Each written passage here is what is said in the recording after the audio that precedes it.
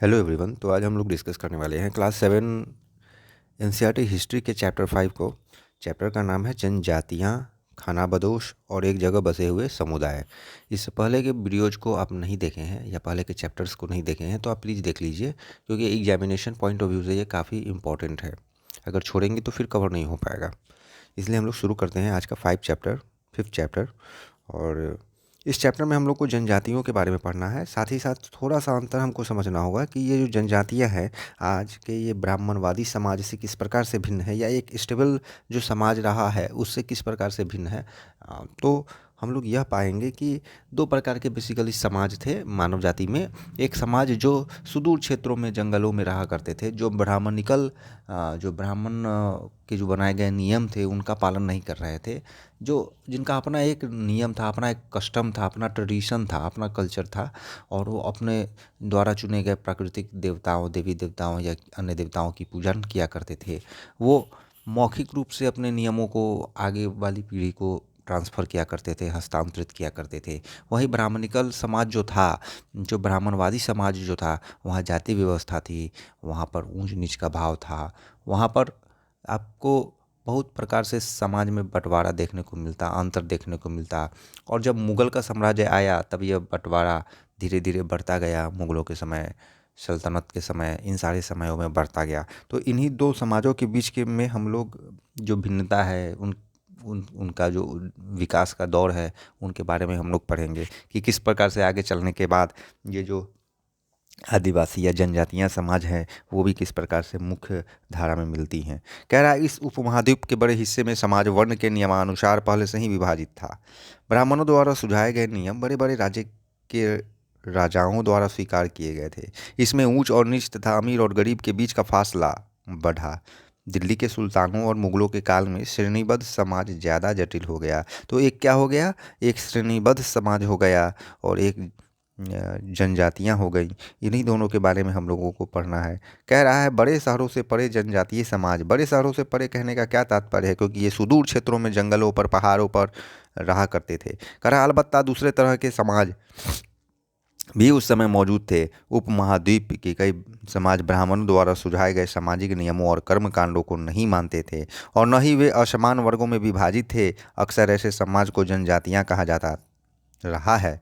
मतलब वे सारे लोग वैसे समाज का हिस्सा जो ब्राह्मणों के द्वारा सुझाए गए नियमों और कर्मकांडों को नहीं मानते थे, ना ही उनमें असमान वर्गों में विभाजन देखने को मिलता था। ऐसे समाजों को जनजातियाँ कहा जाता रहा है। प्रत्येक जनजाति के सदस्य नातेदारी के बंधन से जुड़े होते थे, और कई जनजातियाँ खेती से अपना जीविकोपार्जन करती थी, तो दूसरी जनजातियाँ लोग शिकारी, संग्राहक या जानवरों को चराने के द्वारा धन उपार्जन किया करते थे।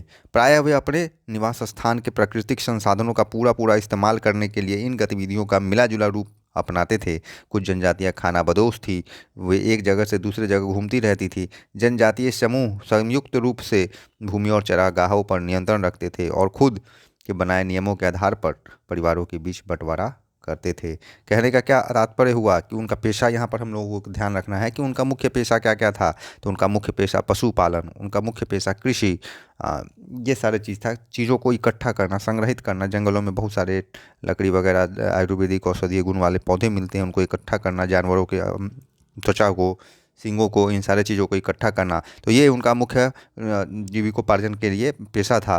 तो हम लोग एक चीज़ और देखते हैं कि कुछ खानाबदोश थी, मतलब घूमती रहती थी इधर से उधर। कुछ जनजातियाँ ऐसी हुआ करती थी जो एक जगह से दूसरे जगह घूम रहे हैं। वहीं कुछ जो था वो कुछ क्षण के लिए स्टेबल रहा करते थे, 2 साल 3 साल के लिए। ऐसे लोग कैसे खेती का प्रयोग करते थे, तो स्लैश एंड बर्न मेथड का खेती होता था, उसका उपयोग करते थे। कुछ लोग चारागाहों वगैरह पर नियंत्रण रखा करते थे। आगे कह रहा है इस उपमहाद्वीप के विभिन्न हिस्सों में कई बड़ी जनजातियाँ फली बूढ़ी फूली। मतलब बहुत सारे ऐसे जनजाति थे जो बढ़ा फला फूला। सामान्यतः ये जंगलों, पहाड़ों, रेगिस्तानी और दुर्गम जगहों पर निवास करती थी। यही चीज़ है कि कहाँ पर रहता है, अगर परीक्षा में ऑप्शन आएगा तो आप मार सकते हैं। आगे कह रहा है कई मायनों में इन जनजातियों ने अपनी आज़ादी को बरकरार रखा और अपनी अलहदा संस्कृति को बचाया। मतलब स्वतंत्र रहने में ये कामयाब हुए थे बहुत सारे मायने में। और अंग्रेज़ों का दबाव था, राजाओं का दबाव हुआ करता था अंग्रेज़ों से पहले। मुगलों ने भी दबाव बनाया कि मिल जाओ, सल्तनत में ने भी दबाव बनाया कि मिल जाओ, लेकिन ना मिले, है ना। कुछ ही दिनों के लिए बहुत ज़बरदस्ती किया जाता था तो मिलते थे। लेकिन जाति आधारित और जनजातीय समाज दोनों अपनी विविध किस्म की ज़रूरतों के लिए एक दूसरे पर निर्भर भी रहे। टकराव और निर्भरता के इस संबंध ने दोनों तरह के समाजों को धीरे धीरे बदलने का काम भी किया। अब यहाँ पर जब हम लोग पढ़ते हैं कि ये एक मुख्य धारा में जो समाज जी रहा है, जैसे हम आप हुए, और एक हो गया वो जनजातीय या खानाबदोश लोग, है ना, दोनों में अंतर है। तो इसमें केवल ये नहीं सोचना है कि ब्राह्मणवाद का ही नियम चलता था। इसमें मुस्लिम समाज भी है, ये क्रिश्चियन ईसाई समाज है, ये लोग भी हम ही लोग की श्रेणी में आते हैं। ये लोग भी हम उन लोगों से, किन लोगों से, खानाबदोश लोगों से, जनजातियों से भिन्न जीवन जीते हैं। और उन सब से ये खानाबदोश या जनजातीय लोग थे, उनको एलर्जी था। इसमें केवल ब्राह्मणवाद लोग ही नहीं आते। जनजातीय लोग कौन थे, तो कह रहा है समकालीन इतिहासकारों और मुसाफिरों ने जनजातियों के बारे में बहुत कम जानकारी दी है। बहुत कम जानकारी है, क्यों? क्योंकि लिखित स्रोत नहीं वो छोड़ते थे, वो मौखिक करते थे, प्राकृतिक जीवन जीने में विश्वास रखते थे, जिसकी आज हम लोगों को बेहद ज़रूरी है। कुछ शक्तिशाली जनजातियों का बड़े इलाके पर नियंत्रण था। कुछ शक्तिशाली जनजाति भी हुए जिनका बड़ा इलाका पर नियंत्रण था। पंजाब में खोखर जनजाति बड़ा इंपॉर्टेंट है, इसका लिस्ट आपको बनाते हुए चलना होगा कि पंजाब में खोखर जनजाति है, 13वीं और 14वीं सदी के दौरान बहुत प्रभावशाली थी। यहाँ बाद में गख्खर लोग ज़्यादा महत्वपूर्ण हो गए। अब देखिए दूसरा जनजाति आ गया पंजाब के क्षेत्र का, गख्खर। उनके मुखिया कमाल खान गख्खर को बादशाह अकबर ने मनसबदार बनाया था। मुल्तान और सिंध में मुगलों द्वारा अधीन कर लिए जाने से पहले लंगाह और अरघून लोगों का प्रभुत्व अत्यंत विस्तृत क्षेत्र पर था। अब यहाँ पर ये भी याद रख लीजिएगा किन क्षेत्रों पर है, तो सिंध और मुल्तान में लंगाह और अरघन। आगे उत्तर पश्चिम में एक और विशाल जनजाति के बारे में आपको चर्चा कर रहा है, इसका लिस्ट बनाते चलिए। एक शक्तिशाली जनजाति थी बलोच। बलोच के बारे में बोल रहा है। ये लोग अलग अलग मुखिया वाले कई छोटे छोटे कुलों में बटे थे। पश्चिम हिमालय में गड्डी गडरिया की जनजाति रहती थी।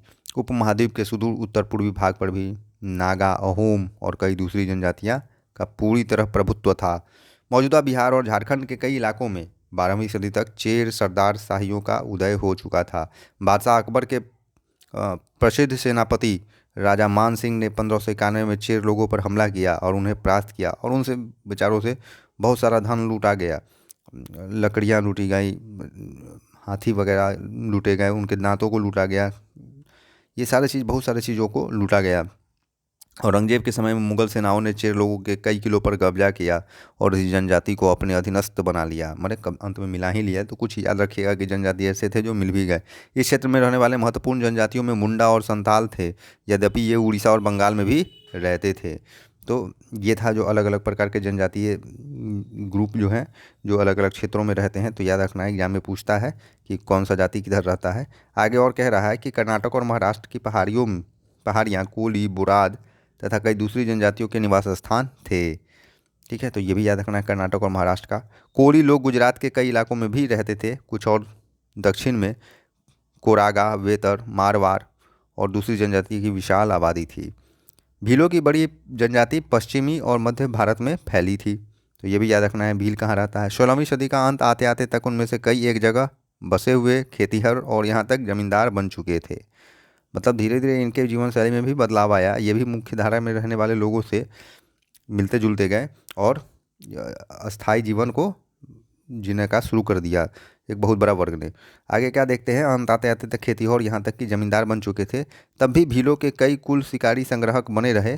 मौजूदा छत्तीसगढ़, मध्य प्रदेश, महाराष्ट्र और आंध्र प्रदेश में गोंड लोग बड़ी तादाद में फैले हुए थे। तो ये सब हमको नोट बनाना है कि कौन जनजाति किस क्षेत्र में रह रहा है, बस इतना ही क्वेश्चन इससे बनता है। खानाबदोश और घुमंतू लोग कैसे रहते थे? अब ये खानाबदोश या घुमंतू लोग जो हैं कैसे रहते थे? खानाबदोश चरवाहे और जानवरों के साथ दूर दूर तक घूमते थे। उनका जीवन दूध और अन्य पशुचारी उत्पादों पर निर्भर रहता था, स्वाभाविक है। वे खेतीहर गृहस्थों से अनाज, कपड़े, बर्तन और ऐसी ही चीज़ों के लिए ऊन, घी इत्यादि का विनिमय भी करते थे। मतलब यहाँ बार्टर सिस्टम चल रहा है। जो ज़रूरत की चीज़ वो जंगल से लाते थे या अपने पास जो जानवर रखे हैं उनसे इकट्ठा करते थे। वे मुख्य धारा में रहने वाले लोगों को देते थे, शहरी लोगों को देते थे, और बदले में शहरी लोगों से वो सारे चीज़ लेते थे जो इनके पास नहीं हुआ करता था। जैसे कपड़ा वगैरह का फैक्ट्री तो था नहीं इनके पास, बर्तन बनाने का कोई निपुण तरीका इनके पास विकसित नहीं था, ये प्रकृति के ही जीवन जीते थे। इसलिए इस प्रकार से आदान प्रदान चलता था। ये खानाबदोश लोग और ये स्टेबल लाइफ जीने वाले लोग होते थे उनके बीच में। घुमंतु व्यापारियों की श्रृंखला भारत को बाहरी दुनिया से जोड़ती भी थी, याद रखना है। आगे हम यहाँ पर देखते हैं बंजारा के बारे में बोला है, बड़ा इंपॉर्टेंट है, यहाँ से क्वेश्चन बन सकता है कि बंजारा लोग सबसे महत्वपूर्ण व्यापारी खाना बदोश थे। उनका कारोबार टांडा कहलाता था, पूछेगा। सुल्तान अलाउद्दीन खलजी बंजारों का ही इस्तेमाल नगर के बजाय बाजारों तक अनाज की ढुलाई करने के लिए करते थे। बादशाह जहांगीर ने अपने संस्मरणों में लिखा है कि बंजारे विभिन्न इलाकों से अपने बैलों पर अनाज ले जाकर शहरों में बेचते थे। सैन्य अभियानों के दौरान वे मुगल सेना के लिए खादानों की ढुलाई का काम करते थे। किसी भी विशाल सेना के लिए 1 लाख बैल अनाज ढोते होंगे, मतलब एक अनुमान बता रहा है। इतनी बड़ी संख्या में अनाज लेकर के सैनिकों को पहुंचाया जाता था। जिस समय सैनिक युद्ध पर या पोस्ट पर ड्यूटी करते रहे होंगे, है ना, उस समय मुगलों की सेना को पहुंचाने का काम ये करते थे। तो देख रहे हैं कितनी देशभक्ति वाले काम है। बंजारे के बारे में लिखने वाला पीटर मंडी था, ये याद रखेंगे, जो बंजारों का वर्णन करता है कि किस प्रकार से वो झुंड लेकर के चलते थे। तो ये वर्णन हम लोगों के लिए इम्पोर्टेंट नहीं है, बस याद रखना है कि अंग्रेज व्यापारी ने लिखा था, पीटर मंडी ने, बंजारों के बारे में। तो पूछ सकता है कि किसने चर्चा किया था बंजारों के बारे में विस्तृत चर्चा, तो पीटर मंडी आप लिखेंगे। कह रहा है कई पशुचारी जनजातियाँ मवेशी और घोड़ों जैसे जानवरों को पालने पोसने और संपन्न लोगों के हाथे उन्हें बेचने का काम करती थी। अब जानवर जंगल से लिए अच्छे नस्ल के, पाले पोसे और दे दिए बड़े व्यापारियों को या अमीर लोगों को। छोटे मोटे फेरी वालों की विभिन्न जातियाँ भी एक दूसरे से, एक गांव से दूसरे गांव भ्रमण करती थी। ये लोग रस्सी, सरकंडे, चीज़ें, चटाई वगैरह बेचते थे। कभी कभी भिक्षुक लोग भी घुमंतू सौदागरों का काम करते थे। नर्तकों, गायकों और अन्य तमाशाबीन की भी जातियाँ थीं जो विभिन्न नगरों और गांवों में कला का प्रदर्शन करती थीं। तो ये बता रहा है कि कितने प्रकार से प्रोफेशन थे उनमें, जो खानाबदोश या घुमक्कड़ प्रकार की प्रजातियाँ थी, जनजातियाँ थीं। बदलता समाज, नई जातियाँ और श्रेणियाँ, मीन्स समाज तो हर दिन बदल रहा है, उसमें किस प्रकार से ये जनजातियाँ या जातियाँ या श्रेणियाँ बदलती गई। जैसे जैसे अर्थव्यवस्था और समाज की ज़रूरतें बढ़ती गई, नए हुनर वाले लोगों की आवश्यकता पड़ी, वर्णों के भीतर छोटी छोटी जातियाँ उभरने लगी। उदाहरण के लिए ब्राह्मणों के बीच नई जातियाँ सामने आई। दूसरी ओर कई जनजातियाँ और सामाजिक समूहों की जातियाँ भी विभाजित समाज में शामिल कर लिया गया। उन्हें जातियों का दर्जा दे दिया गया। विशेषज्ञता प्राप्त शिल्पियों, सुनार, लोहार, बढ़ई, राजमिस्त्री को भी ब्राह्मणों द्वारा जातियों का रूप प्रदान कर दिया गया। वर्ण की बजाय जाति समाज के संगठन का आधार बनी। वर्ण की बजाय जाति समाज के संगठन का आधार बनी। वर्ण के बजाय जाति, ये इंपॉर्टेंट है, याद रखना है। जाति पर विचार विमर्श तो ये हम उतना इम्पोर्टेंट नहीं है, इसलिए आगे बढ़ेंगे। 11वीं और 12वीं सदी आते आते तक क्षेत्रियों के बीच, है ना, क्षत्रियों के बीच नए राजपूत गोत्रों की ताकत में काफ़ी इजाफा हुआ। वे हून, चंदेल, चालुक्य और कुछ दूसरे वंश परंपराओं से आते थे। इनमें से कुछ पहले जनजातियों में आते थे और बाद में कई कुल राजपूत मान लिए गए। अब कह रहा है शासकों के रूप में राजपूत गोत्रों के उदय के उदाहरण या जनजातीय लोगों ने अनुसरण किया। धीरे धीरे ब्राह्मणों के समर्थन से कई जनजातीय जाति व्यवस्था का हिस्सा बन गए। अब देखिए, जनजातियां जो है जाति का हिस्सा बन गई, लेकिन केवल प्रमुख जनजातीय परिवारों ही शासक वर्ग में शामिल हो पाए। उनकी बहुसंख्यक आबादी समाज की छोटी जातियों में ही जगह बना पाई। मतलब जो बड़े दबंग परिवार हुआ करते थे इन जनजातियों में, वो भी क्या हुआ, वो राजपूत बन जाते थे, मीन्स वैसे जाति जो राजा रहे, और बाकी सारे जो आम पब्लिक हो गए वो क्या बन जाते थे, वे नीचे की जाति के लोग में जुड़ जाते थे या उनको जोड़ दिया जाता था। दूसरी तरफ पंजाब, सिंध और उत्तर पश्चिमी सरहद की प्रभुत्वशाली जनजातियों ने काफ़ी पहले इस्लाम को अपना लिया था। वे जाति व्यवस्था को नकारते रहे। सनातनी धर्म के द्वारा प्रस्तावित गैर बराबरी वाली सामाजिक व्यवस्था इन इलाकों में बड़े पैमाने पर स्वीकार नहीं की गई। राज्यों की उत्पत्ति जनजातीय लोगों के बीच हुए सामाजिक बदलावों से गहराई से संबंधित है। हमारे इतिहास के इस महत्वपूर्ण हिस्से के 2 उदाहरण नीचे उल्लेखित हैं। नज़दीक से एक नज़र गोंड पर हम लोग पढ़ेंगे। पहला गोंड पे, जो कि इम्पोर्टेंट है। कह रहा है गोंड लोग गोंडवाना नामक विशाल उत्तर प्रदेश में वन प्रदेश में रहते थे। वे स्थानांतरीय कृषि अर्थात जगह बदल बदल कर खेती करते थे। इसको स्लैश एंड बर्न मेथड कहते हैं। विशाल गोंड जनजाति कई छोटे छोटे कुलों में भी बटी हुई थी। प्रत्येक कुल का अपना राजा या राय होता था। तो इतना ध्यान में रखना है। कह रहा है जिस समय दिल्ली के सुल्तानों की ताकत घट रही थी, उसी समय कुछ गोंड राज्य छोटे गोंड सरदारों पर हावी होने लगे थे। अकबर के शासनकाल में एक इतिहास अकबरनामा में उल्लेखित है कि गढ़कटंगा के गोंड राज्य में 70,000 गाँव थे। याद रखिएगा, गढ़कटंगा का मेंशन कहाँ मिलता है, तो गढ़कटंगा का मेंशन मिलता है अकबरनामा में। इन राज्यों की प्रशासनिक व्यवस्था केंद्रीकृत हो रही थी। केंद्रीकृत मैंने सेंट्रलाइज, एक ही जगह से सब कुछ डील हो रहा था। मैंने बहुत सारा झुंड रहा होगा, वो सबको नियंत्रित एक जगह से करने का कोशिश शुरू हो गया। राज्य गढ़ों में विभाजित थे, हर गढ़ किसी खास गोंड कुल के नियंत्रण में था। ये पुनः 84 गांवों की इकाइयों में विभाजित थे, जिन्हें 84 कहा जाता था। 84 का उप विभाजन बरहोतों में होता था। तो याद रखिएगा, ये यूनिट बता रहा है, फिर बरहोत याद रखिएगा। 84 बरहोत में बटा हुआ 12 का, जो 12-12 गांवों को मिलाकर बनते थे। बड़े राज्यों के उदय ने गोंड समाज के चरित्र को बदल डाला। उनका मूलतः बराबरी वाला समाज धीरे धीरे असमान सामाजिक वर्गों में विभाजित हो गया। ब्राह्मण लोगों ने गोंड राजाओं से अनुदान में भूमि प्राप्त की और अधिक प्रभावशाली बन गए। गोंड सरदारों को अब राजपूतों के रूप में मान्यता प्राप्त करने की चाहत हुई। इसलिए गढ़कटंगा के गोंड राजा अमनदास ने संग्राम शाह की उपाधि धारण की। उसके पुत्र दलपत ने महोबा के चंदेल राजपूत राजा शालवाहन की पुत्री राजकुमारी दुर्गावती से विवाह किया। दलपत की मृत्यु कम उम्र में हो गई और रानी दुर्गावती बहुत योग्य थी और उसने अपने 5 साल के पुत्र वीर नारायण के नाम पर शासन की कमान संभाली। उसके समय में राज्य का और अधिक विस्तार हुआ। 1565 में आसिफ खान के नेतृत्व में मुगल सेनाओं ने, इंपॉर्टेंट है याद रखिएगा, मुगल सेनाओं का नेतृत्व कौन कर रहा था? तो आसिफ खान कर रहा था, जिससे रानी दुर्गावती ने जमकर मुकाबला किया और रानी दुर्गावती ने इसका जमकर सामना किया। उसकी हार हुई और उसने समर्पण करने की बजाय मर जाना बेहतर समझा।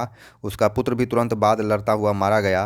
गढ़कटंगा एक समृद्ध राज्य था। इसने हाथियों को पकड़ने और दूसरे राज्यों में उनका निर्यात करने के व्यापार में खासा धन कमाया। जब मुगलों ने गोंडों को हराया तो उन्होंने लूट में बेशकीमती सिक्के और हाथी बहुतायत में हथिया लिए।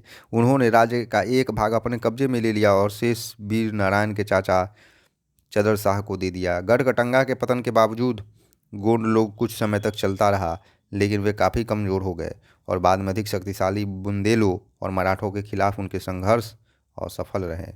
तो ये देखिए किसका कहानी था, गोंड का कहानी था। किस प्रकार से वो अपने आप में जातियों का परिवर्तन करते हैं, किस प्रकार से उनका शासन चल रहा था, किस प्रकार से एडमिनिस्ट्रेशन का यूनिट आप देखे थे 84 बरहोत। तो ये याद रखना है, पूछता है। और अकबर ने किसको भेजा था सेनापति बनाकर लड़ने के लिए उनसे। आगे जो दूसरा जनजाति के बारे में हम लोगों को पढ़ना है वो अहोम है, काफ़ी इंपॉर्टेंट है। कह रहा है अहोम मौजूदा म्यांमार से 13वीं सदी में ब्रह्मपुत्र घाटी में आ बसे। उन्होंने भूस्वामी लोगों की पुरानी राजनीतिक व्यवस्था का दमन करते हुए नए राज्य की स्थापना की। 16वीं सदी के दौरान उन्होंने चूटियों और कोचहाजों के राज्यों में अपने राज्य में मिला लिया, मैंने इन जगहों को अपने राज्यों में मिला लिया। उन्होंने कई अन्य जनजातियों को भी अपने अधीन कर लिया। अहोमों ने एक बड़ा राज्य बनाया और इसके लिए 1530 के दशक में ही, इतने वर्षों पहले, आग्नेय अस्त्रों का इस्तेमाल किया। मैंने निपुण हो रहा था ये। 1660 आते आते वे उच्च स्तरीय बारूद और तोपों का निर्माण करने में सक्षम हो गए। मैंने तोप बारूद वगैरह सब रख लिया। मतलब आप देख सकते हैं, कंपेरिजन कर सकते हैं कि गोंड से आगे था अहोम डेवलपमेंट के मामले में, ये हथियार वगैरह के। 1660 तक आते आते वे उच्च स्तरीय बारूद और तोपों का निर्माण करने में सक्षम हो गए, लेकिन अहोम लोगों को दक्षिण पश्चिम से कई आक्रमणों का सामना करना पड़ा। 1662 में मीर जुमला, यहाँ भी आ गया, मीर जुमला के नेतृत्व में मुगलों ने अहोम राज्य पर हमला किया। मीर जुमला हमला कर रहा है यहाँ पर, याद रखिएगा। बहादुरी से सामना करने के बावजूद अहोम लोगों की पराजय हुई, लेकिन इस क्षेत्र पर मुगलों का प्रत्यक्ष नियंत्रण ज़्यादा समय तक नहीं रह सका। आगे क्या देखते हैं हम लोग, अहोम राज्य बेगार पर निर्भर था, याद रखना है। और राज्य के जिन लोगों से जबरन काम लिया जाता था वे पाइक कहलाते थे, याद रखिएगा। पाइक बड़ा इंपॉर्टेंट है, एग्जामिनेशन पॉइंट ऑफ व्यू से इंपॉर्टेंट है। अहोम राज्य में एक जनगणना की गई। प्रत्येक गांव को अपने बारी आने पर निश्चित संख्या में पाइक भेजने पड़ते थे जो जबरन काम करते थे। इसके लिए जनगणना के बाद सघन आबादी वाले इलाकों में कम आबादी वाले इलाकों से लोगों को स्थानांतरित किया गया था। इस प्रकार अहोम कुल टूट गए। 17वीं शताब्दी का पूर्वार्ध पूरा होते होते प्रशासन खासा केंद्रीकृत हो गया। दोनों जगह के एडमिनिस्ट्रेशन के नेतृत्व को देखिए, केंद्रीकृत करने का प्रयास है, मतलब केंद्रीकृत में ही टिक मारेंगे, यहाँ भी अहोम में भी और गोंड में भी। कह रहा है लगभग सभी वयस्क पुरुष युद्ध के दौरान सेना में अपनी सेवाएं प्रदान करते थे। दूसरे समय में वे बांध, सिंचाई इत्यादि के काम, सार्वजनिक कार्यों में जुटे रहते थे। अहोम लोग चावल खेती के नए नए तरीके भी ईजाद कर रहे थे या यूज में ला रहे थे। तो इस प्रकार से आप देख रहे हैं कि चावल की खेती का प्रधानता था अहोम के शासनकाल में। आगे हम लोग देख रहे हैं अहोम समाज कुलों में विभाजित था, जिन्हें खेल कहा जाता था। याद रखना है, ये यूनिट है कि अहोम कुलों में विभाजित था और इन्हें हम लोग खेल कहते थे, मैंने जिन्हें खेल कहा जाता था। यहाँ दस्तकारों की बहुत जातियाँ थी, इसलिए अहोम क्षेत्र में दस्तकर निकटवर्ती क्षेत्रों से आए थे। एक खेल के नियंत्रण में प्रायः कई गांव होते थे। आगे कह रहा है किसानों को अपने ग्राम समुदाय के द्वारा जमीन दी जाती थी। समुदाय की सहमति के बगैर राजा तक इसे वापस नहीं ले सकता था। ये आज भी नियम चल रहा है। कॉन्स्टिट्यूशन में इस चीज़ को एक बदले हुए फॉर्म में जगह दिया गया है कि अगर स्थानीय लोग नहीं चाहेगा तो राजा भी उस जमीन पर कुछ नहीं कर सकता। शुरुआत में अहोम लोग अपने जनजातीय देवताओं की उपासना करते थे, लेकिन 17वीं सदी के पूर्वार्ध में ब्राह्मणों के प्रभाव में बढ़ोतरी हुई। मंदिरों और ब्राह्मणों को राजा द्वारा भूमि अनुदान में दी गई। शिव सिंह के बारे में चर्चा आता है कि काल में हिंदू धर्म वहाँ का प्रधान धर्म बन गया, लेकिन अहोम राजाओं ने हिंदू धर्म को अपनाने के बाद भी अपनी पारंपरिक आस्थाओं को पूरी तरह से नहीं छोड़ा था। अहोम समाज एक अत्यंत परिष्कृत समाज था। कवियों और विद्वानों को अनुदान में जमीन दी जाती थी। नाट्यकर्म को प्रोत्साहित किया जाता था। संस्कृत की महत्वपूर्ण कृतियों को स्थानीय भाषा में अनुवाद किया गया।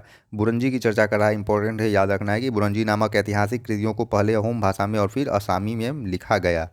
तो ये था चैप्टर। इसमें अंत में निष्कर्ष दे रहा है कि वर्ण आधारित समाज और जनजातीय लोग एक दूसरे के साथ लगातार संपर्क में आते रहे। इस आदान प्रदान ने दोनों तरह के समाजों में अनुकूलन और बदलाव की प्रक्रिया चलाई, और अंत में बदलाव तो हम लोग देखते ही हैं।